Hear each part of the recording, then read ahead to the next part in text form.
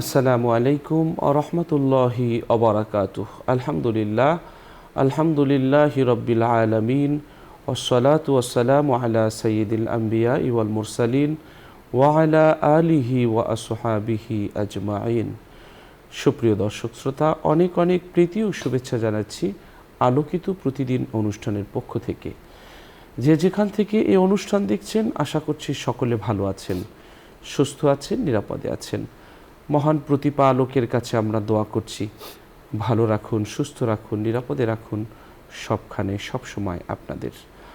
দর্শক, আমরা আজ একজন বিশিষ্ট আলেমকে আমন্ত্রণ জানিয়েছি এবং চমৎকার একটি বিষয় আলোচনা করার জন্য বেছে নিয়েছি। আজ আমাদের সাথে আছেন একজন বিশিষ্ট ওয়াইজেন, বিশিষ্ট বক্তা, বিশিষ্ট আলেম, হাফেজ মাওলানা বাইজিদ হোসাইন সালেহ। আসসালামু আলাইকুম ওয়া রাহমাতুল্লাহ। ওয়ালাইকুম আসসালাম ওয়া রাহমাতুল্লাহি ওয়া বারাকাতুহু। মোহতারাম, কেমন আছেন আপনি? আলহামদুলিল্লাহ, আপনি কেমন আছেন? আলহামদুলিল্লাহ, ভালো আছি। দর্শক, আজ আমরা যে বিষয়টি নিয়ে কথা বলবো সেটি হচ্ছে তাওবাতুন নাসুহা, একটি গুরুত্বপূর্ণ বিষয়। যে ব্যক্তি 5 ওয়াক্ত নামাজের সময় 33 বার সুবহানাল্লাহ, 33 বার আলহামদুলিল্লাহ, 33 বার আল্লাহু আকবার পড়ে এবং 100 বার পূর্ণ করার জন্য একবার লা ইলাহা ইল্লাল্লাহু লা শারীকা লাহু লাহুল মুলকু ওয়া লাহুল হামদু ওয়া হুয়া আলা কুল্লি শাইইন কাদির পরে তার সব গুনাহ আল্লাহ তাআলা মাফ করে দেন এবং সব মাফ করে দেন, যদিও তা সাগরের ফেনাপুঞ্জের সমান হয়। মুসলিম শরীফের হাদিস। তাওবা করার মতো করতে হবে আমাদেরকে। আমরা তার দরজায় ফিরে আসব, আর কখনো যে গুনাহ থেকে তাওবা করব আর কখনো সেই গুনাহ আমরা করব না। তাহলে দেখা যাবে যে আমরা আল্লাহর কাছে মাপ পাব। নবীজি বলেছেন, যে ব্যক্তি ইস্তেগফার সকালে পড়ে, সন্ধ্যার আগে মারা যায় পড়ে, কিংবা সন্ধ্যায় পড়ে সকাল হওয়ার আগেই মারা যায়, তবে সে জান্নাতে যাবে। বুখারী শরীফের হাদিস। বুখারী শরীফে হযরত আবু হুরায়রা রাদিয়াল্লাহু তাআলা আনহু বর্ণনা করেছেন, রাসূল সাল্লাল্লাহু আলাইহি ওয়াসাল্লাম বলেছেন, যে হাদিসটি বললাম আমরা একটু আগে, এই আমলটি আমরা করব, এই তাওবাটি আমরা পড়ব। তাওবা ইস্তিগফার, তাওবাতুন নাসুহা আমরা এমনভাবে করব যেমনভাবে তাওবা করেছিলেন সাহাবায়ে কেরাম। আমরা অনেক গুনাহ করেছি জীবনে, এমন কেউ নেই যে বেগুনাহ মাসুম। আল্লাহ তাআলা বলেছেন, নিরাশ হয়ো না, কুল ইয়া ইবাদিয়াল্লাযিনা আসরাফু আলা আনফুসিহিম লা তাকনাতু মির রাহমাতিল্লাহ ইন্নাল্লাহা ইয়াগফিরুয যুনুবা জামিআ ইন্নাহু হুয়াল গফুরুর রহিম। তোমরা যারা নিজেদের উপরে জুলুম করেছো, অন্যায় করেছো, পাপ করেছো, তারা আমার রহমত থেকে নিরাশ হয়ো না। তোমাদেরকে আমি ক্ষমা করে দেব, আমি গফুরুর রহিম, সমস্ত গুনাহগুলো মাফ করে দেব। এজন্য সাহাবীরা মসজিদে নববীর যে পিলার ছিল, সেই পিলারের সাথে মানে নিজেদেরকে মনে হচ্ছে বেঁধে রেখে তাওবা ইস্তেগফার করত। তারা নিজেদের নফসকে শাসন করত। ওলি আউলিয়া সুফি সাধকগণ তাদের নফসকে শাসন করত। অনেক সময় তারা শাসন করতে গিয়ে বছরের পর বছর পানির কষ্ট দিয়েছে নিজের নফসকে, তারপর সোজা করেছে। স্বেচ্ছায় আল্লাহর ইবাদত বন্দিগি এবং আল্লাহর পথে আসতে চায় না এই নফস, এই জন্য পানিশমেন্ট দিয়েছে তারা, তারপর সোজা করেছে। তো আমরা আসলে পানিশমেন্ট দূরের কথা, আমরা নিরন্তর ছুটে চলছি গুনার পিছে প্রতিযোগিতা করে। আমরা তাওবার দরজা আল্লাহ তাআলা খুলে রেখেছেন, কিন্তু আমরা তাওবা করছি না। শেষ নিঃশ্বাসের ঢেউ যখন আছড়ে পড়বে, বিদায়ের শেষ চিঠি যখন আমাদের চলে আসবে, যখন বুঝতে পারবো আজকের জীবনটাই শেষ, তখন তওবা করার জন্য আল্লাহর কাছে সময় চাবো আর বলবো, হাত্তা ইযা জাআ আহাদাহুমুল মাউতু ক্বালা রাব্বি রিজিউন লাআল্লি আমালু সালিহান ফীমা তারাকতু কাল্লা ইন্নাহা কালিমাতুন হুয়া কাইলুহা ওয়া মিন ওয়ারাইহিম বারযাখুন ইলা ইয়াউমি ইউবআসুন। সেদিন আমরা আল্লাহর কাছে বলবো, মৃত্যুর বিছানায় পড়ে গিয়ে, হে আল্লাহ, আবার একটু ফেরত পাঠাও পৃথিবীতে। আমাকে অনেক ভালো কাজ করার সুযোগ দিয়েছিলে, করিনি। অবারিত সুযোগ দিয়েছিলে, করিনি। ন্যাক কাজ করার সময় তুমি দিয়েছিলে, করিনি। সেগুলো আবার করে আসতে চাই, একটু ফেরত পাঠাও। আল্লাহ বলছেন, কখনো নাই। এটি একটি কথার কথা, তুমি বলতেই থাকবে, কিন্তু তোমার সামনে কিয়ামত পর্যন্ত বারজাকের পর্দা টেনে দেওয়া হবে। যখন বুঝতে পারবো যে আজকেরই শেষ দিন, তখন আফসোস করবো আর বলবো, ইয়াকুলু ইয়া লাইতানি কদ্দামতু লি হায়াতি। আহারে, ওপারের জীবনের জন্য অগ্রিম কিছু কেন পাঠালাম না, অনন্ত আফসোস করব। তাই আসুন আমাদের সময় থাকতে তওবা করে জীবনের গুনার জন্যে আল্লাহর কাছে অশ্রু ছেড়ে আল্লাহর কাছে ধর্ণা ধরি, আল্লাহর কাছে ক্ষমা চাই, তওবা করে আর যেন সেই গুনার পথে আমরা ফিরে না যাই। চলুন বিষয়টি নিয়ে আমরা আলোচনা শুনবো আজকের অতিথির কাছ থেকে। জি মোহতারাম। শুক্রিয়া, জাজাকাল্লাহ।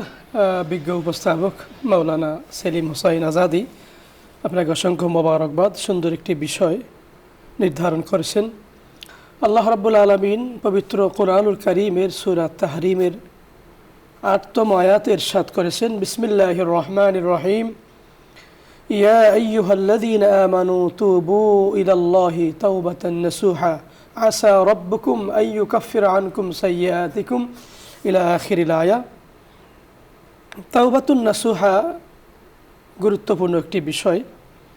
আপনি তো বলেছেন, তাওবা আরবি শব্দ, বাংলা অর্থ ফিরে আসা।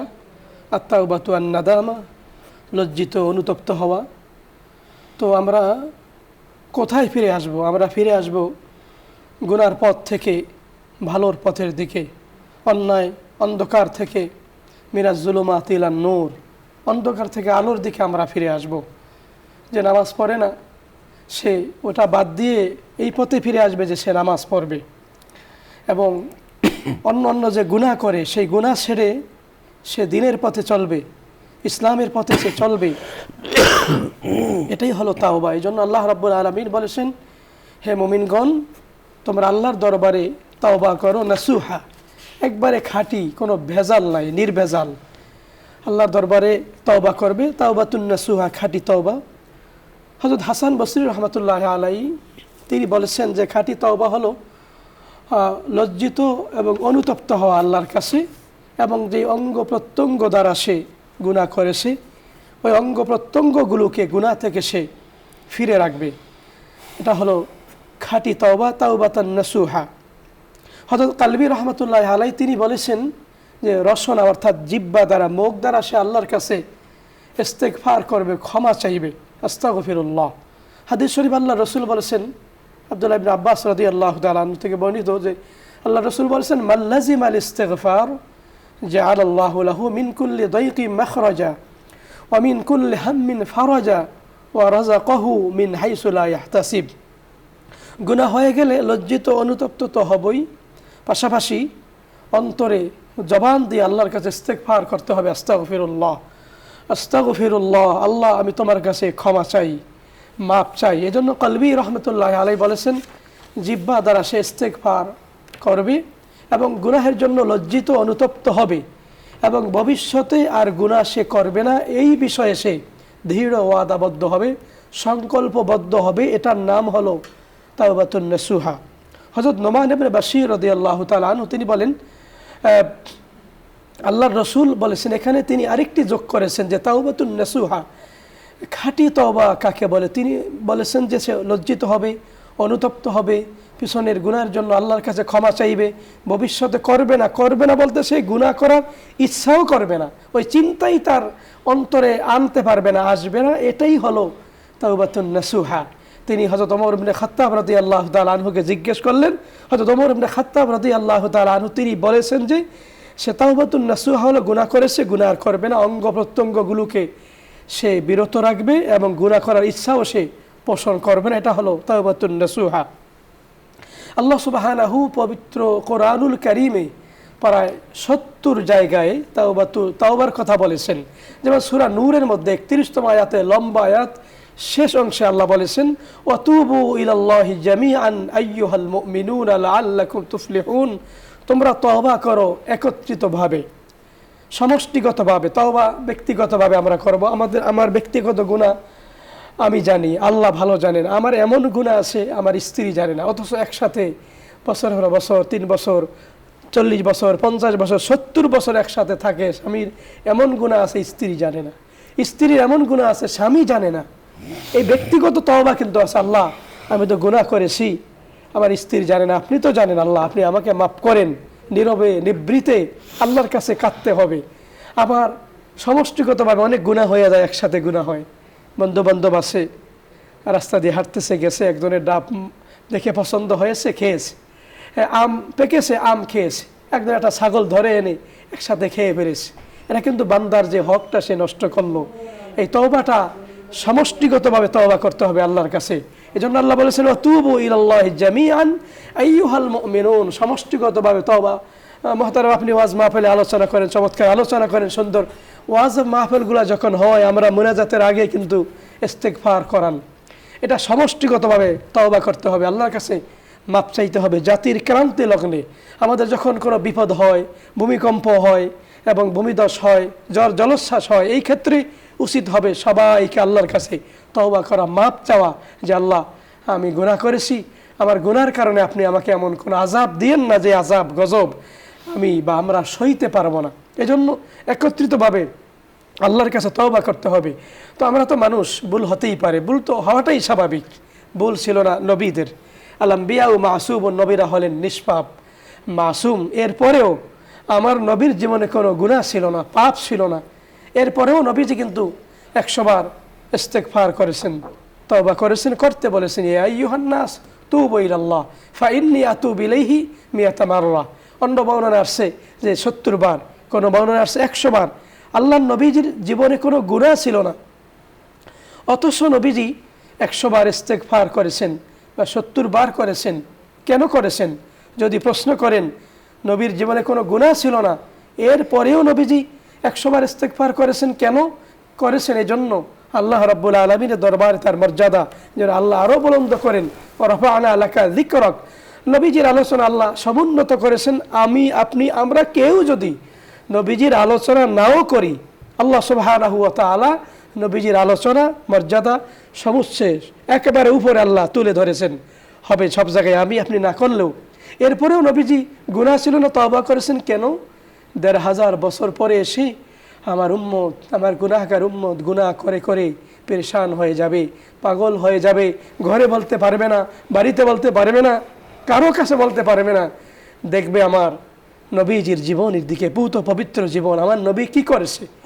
উম্মত নবী থেকে শিখবে যে আমার নবীর জীবনে কোনো গুনাহ ছিল না, এরপরেও নবীজি ইস্তেগফার করেছেন।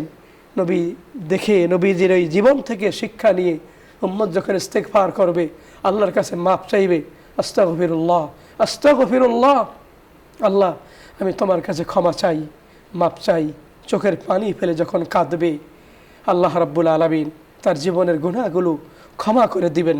এজন্য আল্লাহ সুবহানাহু ওয়া তাআলা কুরআনুল কারীমে সূরা আন-নিসার মধ্যে বলেছেন ইন্নামাত তাওবাতু আলাল্লাহি লিল্লাযীনা ইয়া'মালুনা আস-সুআ বিজাহালা সুম্মা ইয়াতুবুনা মিন করিবিন ফাউলাইকা ইয়াতুবুল্লাহু আলাইহিম।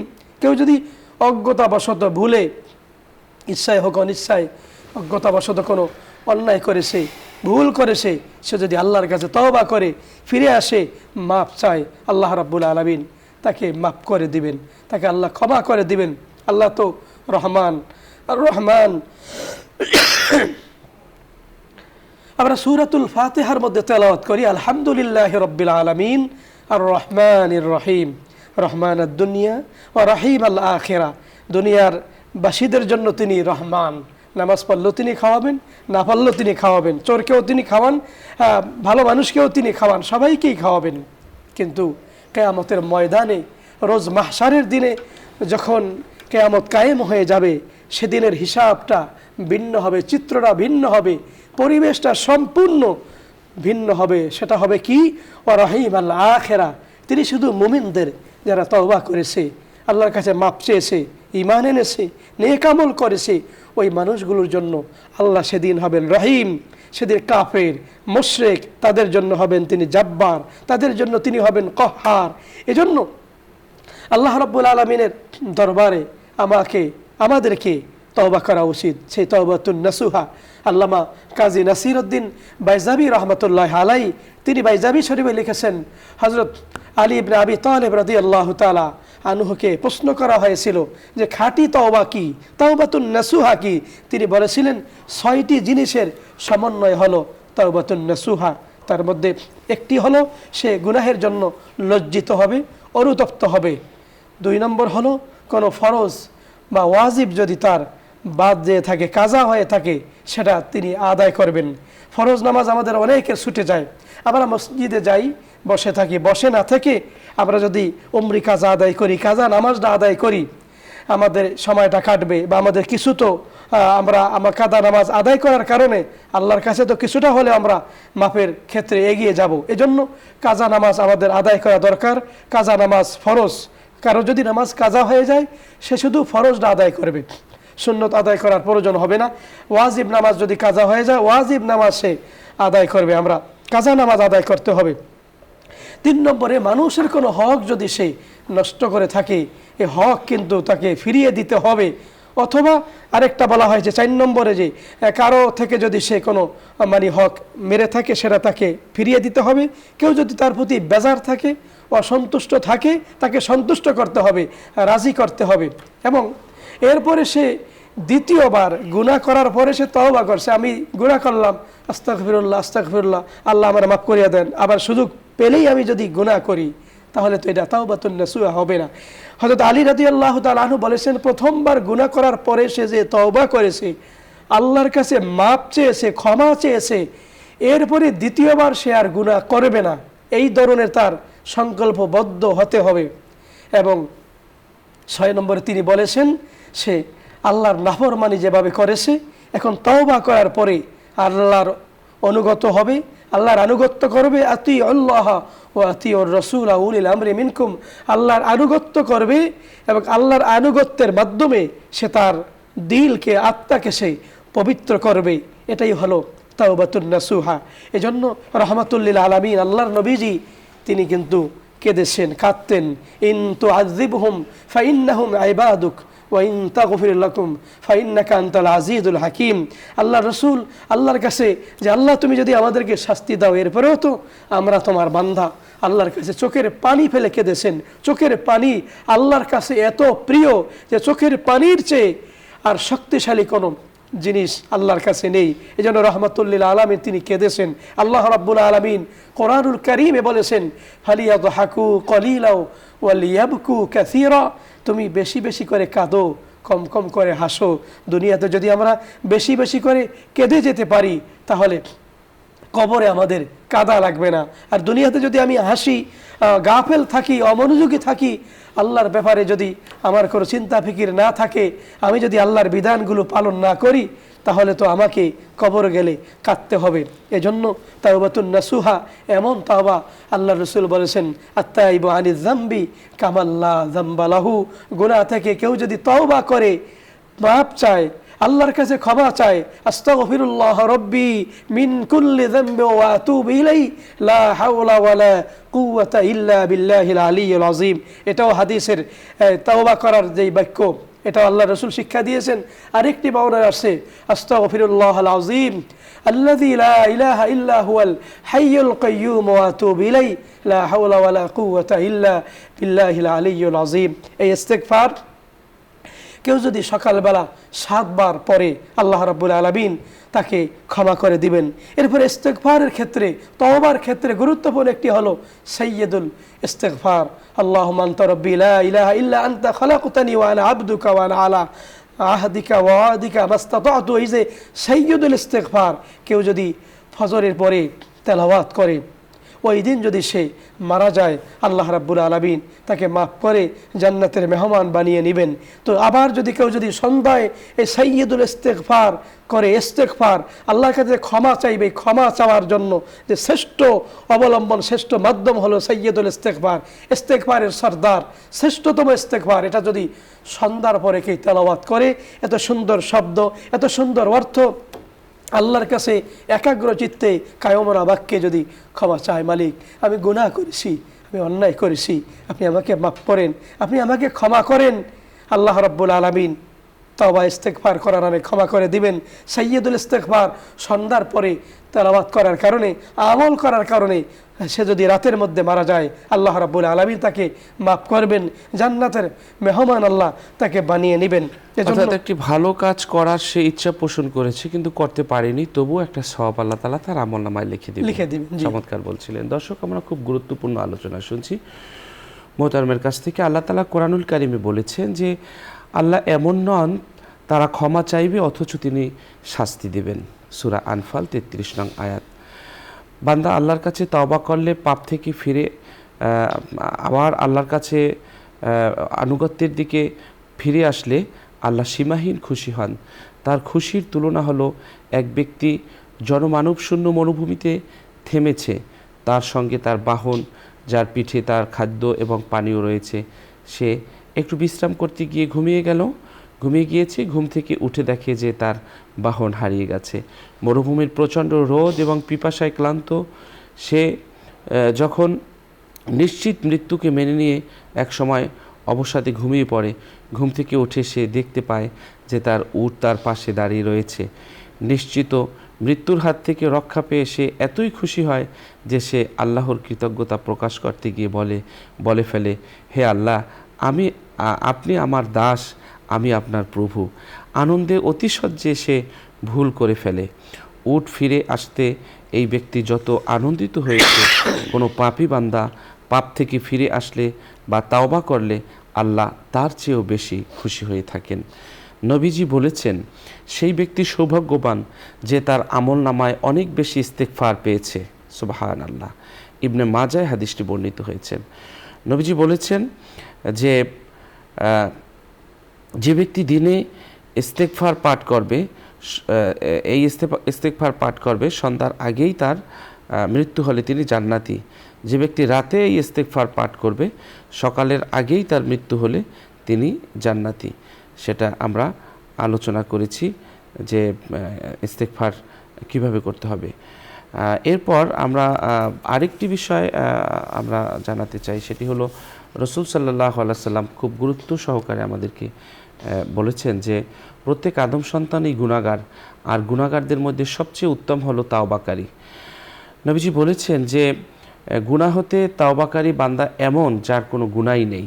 সুবহানাল্লাহ। হাদিসে কুদসিতে এসছে, রাসূল সাল্লাল্লাহু আলাইহি ওয়াসাল্লাম বলেছেন যে আল্লাহ বলেছেন যে হে আমার বান্দারা, তোমরা দিন রাত গুনাহ করে থাকো, আমি তোমাদের সব গুনাহ ক্ষমা করে দেব। তোমরা ইস্তেগফার করো, আমি তোমাদের ক্ষমা করে দেব। মুসলিম শরীফে হাদিসটি এসছে। অর্থাৎ গুনাহ করার পরে যেন আমরা তওবার কথা ভুলে না যাই। আমরা তওবা করব গুনাহ করার পর। আল্লাহ তাআলা আমাদেরকে বেশি বেশি তওবা ইস্তেগফার করার তৌফিক দান করুন। দর্শক, আমরা সংক্ষিপ্তভাবে শুনছি মোহতারামের কাছ থেকে। জি মোহতারাম, যেটি বলছিলেন। জি, শুকরিয়া, জাযাকাল্লাহ। আল্লাহ রাব্বুল আলামিন যে সূরা তাহরিমে বলেছেন, ইয়া আইয়ুহাল্লাযীনা আমানু তুবু ইলাল্লাহি তাওবাতান নাসুহা আসা রাব্বুকুম আইয়ুকাফিরা আনকুম সাইয়্যাতিকুম। তাওবাতুন নাসুহা যদি করে আল্লাহর কাছে ক্ষমা চায়, আল্লাহ রাব্বুল আলামিন নিজেই বলেছেন আশা করা যায় আল্লাহ তাকে ক্ষমা করবেন। এজন্য আমরা আল্লাহর কাছে ক্ষমা চাইব, কারণ কে কোন সময় চলে যাব, আমার মরণটা কবে হবে আমি জানি না, কেউ জানে না, এটার চাবি একমাত্র আল্লাহর হাতে। এজন্য আমাদের উচিত আমরা যখন বাসা থেকে বের হব, অফিসের উদ্দেশ্যে, মাহফিলের উদ্দেশ্যে, ব্যবসা বাণিজ্যের উদ্দেশ্যে, আমি যেন উজু করে বের হয়ে যাই, পবিত্র অবস্থায় বের হই। আমার কোনো ভুল হলে, আমার চোখের দ্বারা গুনাহ হলে আমি যেন বলি আস্তাগফিরুল্লাহ। আমার হাতের দ্বারা যদি কোনো গুনাহ হয় আমি যেন বলি আস্তাগফিরুল্লাহ। সবচেয়ে বড় হলো আমার চোখকে আমরা যেন সংযত রাখি, আমাদের চোখকে আমাদের সংযত রাখতে হবে, এবং গুনাহ হলে দেরি না করে আল্লাহর কাছে আমরা ক্ষমা চাইব, মাপ চাইব, চোখের পানি ফেলে কাঁদবো। যেমন মুসা কালিমুল্লাহ, তার সময় বৃষ্টি হয় না, লোকজন তার কাছে আসছে, মুসা নবী বৃষ্টি হয় না, আমাদের ফসলগুলো নষ্ট হয়ে যাচ্ছে, পাখিরা কষ্ট পাচ্ছে, আপনি যদি একটু বৃষ্টির ব্যবস্থা করতেন আল্লাহর কাছে বলে। মুসা নবী ডাক দিলেন, ময়দানে লোকজন হলো, হাজার হাজার মানুষ হলো, তিনি দোয়া করলেন, কিন্তু বৃষ্টি তো হয় না। নবীদের শান ছিল দোয়া করার সাথে সাথেই কবুল হয়ে যেত। যেই দোয়া তিনি করতেন ওই দোয়া কবুল করে আল্লাহ, ওই অনুযায়ী সেই ফলাফল সাথে সাথে আল্লাহ প্রদান করতেন। কিন্তু বৃষ্টি তো হয় না। হ্যাঁ, ফেরেশতা এসে জানিয়ে দিল এই মজলিসের মধ্যে এমন একজন গুনাহগার আছে, তার গুনাহের কারণে আল্লাহ রাব্বুল আলামিন দোয়া কবুল করেন না। মুসা কালিমুল্লাহ লোক মারফত ঘোষণা দিয়ে দিলেন ময়দানে একজন গুনাহগার আছে, এমন গুনাহগার 40 বছর পর্যন্ত আল্লাহর নাফরমানিতে সে লিপ্ত আছে, গুনাহের মধ্যে সে নিমজ্জিত, ঘোর অন্ধকারে সে হাবুডুবু খাচ্ছে। মুসা নবী যখন তার পক্ষ থেকে ঘোষণা হলো যে তুমি এখান থেকে উঠে যাও, তা না হলে তো বৃষ্টি হবে না, আল্লাহ রহমত বর্ষণ হবে না, লোকটা চিন্তা করলো আমি যদি এখন বের হয়ে যাই, হাজার হাজার মানুষ আমাকে দেখে তো আমাকে হয়তো মারবে, অথবা আমি কোনো কারণে যদি বেঁচে যাই আমি তো সারা জীবন আমাকে অপমানিত, লাঞ্ছিত, অপদস্থ হয়ে বসবাস করতে হবে। কি করলো লোকটা? 2 হাঁটু উঠিয়ে হাঁটুর মাঝখানে মাথাটা নিচু করে অজোর দ্বারায় কাঁদতে লাগলো, আল্লাহর কাছে ক্ষমা চাইলো, মাপ চাইলো, আল্লাহ আমি আর গুনাহ করব না, আমি আর পাপ করব না। চোখের পানি ফেলে কাঁদলো। মানুষ তো ডানে চায় বামে চায়, কেউ তো যায় না। মুসা নবী আবার হাত উঠালেন, আল্লাহর কাছে দোয়া করলেন। দোয়া করতে দেরি, আসমান থেকে বৃষ্টি বর্ষণ হতে দেরি হলো না। হ্যাঁ, জিজ্ঞেস করলেন আল্লাহকে, আল্লাহ আপনি না বলেছেন গুনাহগার আছে, কই গুনাহগার তো যায় নাই। তখন আল্লাহ বলল এই গুনাহগার তোমার উম্মত, সে এমন তওবা করেছে, চোখের পানি ফেলে এমন কাদা কাঁদেছে, আমি আল্লাহ তো রহমান, আমি তো রহিম, আমি তো গফফার, আমি তো গফুর, তার চোখের পানির কারণে আমি আল্লাহ তাকে ক্ষমা করে দিয়েছি। এজন্য আমরা আল্লাহর কাছে ক্ষমা চাইব, নিজের জন্য, পরিবারের জন্য, বিশেষ করে কবরবাসী মা বাবার জন্য আল্লাহর কাছে আমরা ক্ষমা চাইব। আল্লাহ আমাদের তৌফিক দান করুন। মুহতারাম, অনেক অনেক ধন্যবাদ। শুকরিয়া, জাযাকাল্লাহ। দর্শক, আমরা অনুষ্ঠানের এই পর্যায়ে একটি মোনাজাত করব। যে যেখান থেকে আমাদের এই অনুষ্ঠান দেখছেন আপনারাও চাইলে আমাদের সাথে মোনাজাতে শরীক হতে পারবেন। আল্লাহুম্মা সাল্লি আলা সাইয়্যিদিনা ওয়া নাবিয়িনা ওয়া শাফিয়িনা ওয়া হাবিবিনা ওয়া মাওলানা মুহাম্মদ সাল্লাল্লাহু আলাইহি ওয়া আলা আলিহি ওয়া আসহাবিহি ওয়া বারাকা ওয়া সাল্লাম। আল্লাহুম্মা আমিন। আল্লাহুম্মা আমিন। ربنا ظلمنا أنفسنا وإن لم تغفر لنا وترحمنا لنكونن من الخاسرين اللهم آمين। রব্বুল আলামিন, গুনার বোঝা নিয়ে আপনার শাহী দরবারে হাত তুলেছি। আল্লাহ, জীবনে অনেক গুনাহ করেছি। আল্লাহ, আল্লাহ, ভয় লাগে, মনে হয় তুমি ভুলে যাবা। আল্লাহ, গুনার পাহাড় ঠেলে পারবো কি আপন হতে? যখন নিরাশ হয়ে যাই তখন আবার মনে পড়ে তুমি বান্দা যতই গুনাহ করুক ক্ষমা করে দেওয়া তো মামুলি ব্যাপার। বান্দা যত গুনাহ করুক ক্ষমা করা তো মামুলি ব্যাপার। তুমি চাইলে ক্ষমা করে দিতে পারো, গুনার কারণে বান্দাকে তুমি ভুলে যাও না। আল্লাহ, আল্লাহ, আল্লাহ, বড় আশা নিয়া আসিয়াছি সাই, তোমারই দুয়ার হতে যেন নিরাশ হয়ে নাহি যায়। রব্বুল আলামিন, গুনার বোঝা অনেক ভারী হয়ে গেছে, তোমার কাছে ফরিয়াদ আমাদের জিন্দেগীর গুনাহগুলো তুমি ক্ষমা করে দাও। অতীত জীবনের সব ভুলগুলো তুমি মুছে দাও। কত মানুষ তোমারে ডাকে, আমরা না হলেও তোমার চলবে, কিন্তু তুমি আমাদের না হলে তো চলবে না। তোমার অনেক বান্দা আছে, আমাদের তো অনেক আল্লাহ না। আল্লাহ, রব্বুল আলামিন, তাই তো তোমার কাছে বারবার আসি, আমাদের মাফ করলে তোমার কোনো লস হবে না। আল্লাহুম্মা আমিন। আমাদের ক্ষমা করলে তোমার কোনো ক্ষতি হবে না। রব্বুল আলামিন, আকাশের মালিক, জমিনের মালিক, মরুভূমির মালিক, আমাদের দিকে একটু রহমতের দৃষ্টি ফেরাও, আমাদের জিন্দিগির সব গুনাহ মাফ করে দাও। আল্লাহুম্মা আমিন। ربنا لا تزغ قلوبنا بعد إذ هديتنا وهب لنا من لدنك رحمة إنك أنت الوهاب। আল্লাহুম্মা আমিন। আল্লাহ তাআলা সবগুলো ভুল তুমি ক্ষমা করে দাও, আল্লাহুম্মা আমিন। দিনের পথে ন্যায়ের পথে থাকার তৌফিক তুমি দান করে আল্লাহুম্মা দাও, আমিন। দিনের খেদমতের জন্য আমাদের কবুল আর মঞ্জুর করে নাও। আল্লাহুম্মা আমিন। আল্লাহ তাআলা এই অনুষ্ঠানের পৃষ্ঠপোষক বসুন্ধরা গ্রুপের চেয়ারম্যান, আল্লাহ তাকে নেক হায়াতে তৈয়্যিবা দান করো। আল্লাহুম্মা আমিন। আল্লাহ তার প্রতিষ্ঠিত সব প্রতিষ্ঠানগুলোকে তুমি কবুল আর মঞ্জুর করো। আল্লাহুম্মা আমিন। আল্লাহ দেশ মাটি মানুষের জন্য আরো বেশি অবদান রাখতে পারে, আল্লাহ সেই তৌফিক তুমি দান করো। আল্লাহুম্মা আমিন। আল্লাহ দেশ মাটি মানুষের কল্যাণে চিরদিন অবদান রাখতে পারে, সেই তৌফিক তুমি দান আল্লাহুম্মা করো। আমিন। রব্বিরহামহুমা কামা রব্বায়ানি সগীরা। সুবহান রাব্বিকা রব্বিল ইজ্জাতি আম্মা ইয়াসিফুন ওয়া সালামুন আলাল মুরসালিন ওয়ালহামদুলিল্লাহি রাব্বিল আলামিন। আমিন আমিন আমিন। দর্শক, আমাদের সাথে দীর্ঘ সময় যারা থেকেছেন অনেক অনেক ধন্যবাদ। আল্লাহ সকলকে ভালো রাখুন, সুস্থ রাখুন, নিরাপদে রাখুন, সেই দোয়া করছি আমরা এই অনুষ্ঠান থেকে। নিয়মিত এই অনুষ্ঠান দেখুন, অন্যকেও দেখতে উৎসাহিত করুন।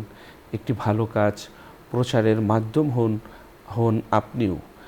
আল্লাহ তাআলা আমাদের জীবনে বারাকা দান করুন, তাওবা ইস্তেগফার খাঁটি তওবা আমাদের করার তৌফিক দান করুন, এবং আল্লাহ তাআলা দুনিয়া এবং আখিরাতে আমাদেরকে আরামদায়ক জীবন দান করুন, কল্যাণ দান করুন, দুনিয়া এবং আখিরাতের সাফল্যের পথে আমাদের তৈরি হওয়ার তৌফিক দান করুন। সেই প্রত্যাশা রেখে আজ আমরা এখানেই শেষ করছি। আল্লাহ হাফেজ। আসসালামু আলাইকুম ওয়া রাহমাতুল্লাহি ওয়া বারাকাতুহু।